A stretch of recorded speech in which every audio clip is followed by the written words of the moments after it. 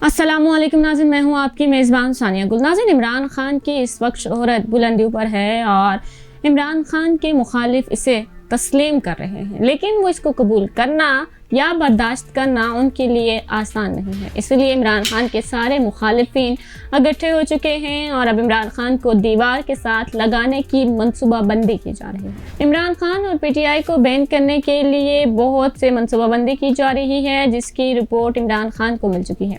हमने देखा कि इमरान खान ने कराची के जलसे में कहा था कि मुझे या मेरी जमात को बंद गली में धकेलने की कोशिश की गई तो बहुत नुकसान होगा, इसलिए ऐसा कुछ भी मत सोचना। नाज़रीन, अब जो इत्तलात सामने आ रही हैं कि इमरान खान को रास्ते से हटाने के लिए ऐसे इल्ज़ामात लगाए जाएंगे और ऐसे केसेस बनाए जाएंगे कि पीटीआई मुल्क व कौम के लिए खतरा है, इसलिए उसको बैन किया जाता है और तमाम पार्टी के कारकुन, एमपीएस और एमएलएस को दीवार के साथ लगा दिया जाएगा और मुमकिन है कि उनमें से बहुत से लोगों को गिरफ्तार भी कर लिया जाए।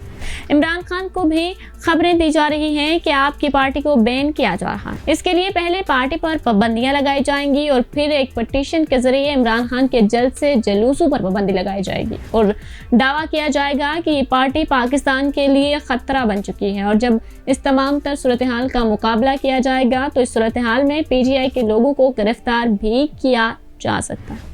और अब इमरान खान ने भी इनका मुकाबला करने की ठान ली है और इमरान खान इलेक्शन कमीशन के खिलाफ दरख्वास्त दायर करने जा रहे हैं कि इलेक्शन कमीशन जानिबदार है, इसको तब्दील किया जाए। लेकिन अब नई हुकूमत ने इमरान खान के खिलाफ ऐसा हरबा इस्तेमाल करना है जिसमें सब अदम एतमाद के पैरोकार मिलकर इमरान खान को एक तरफ कर देंगे। इसमें सबसे पहले हुकूमत ये इकदाम करेगी कि इमरान खान के मुतालिक कोई भी खबर सोशल मीडिया पर ना दी जाए।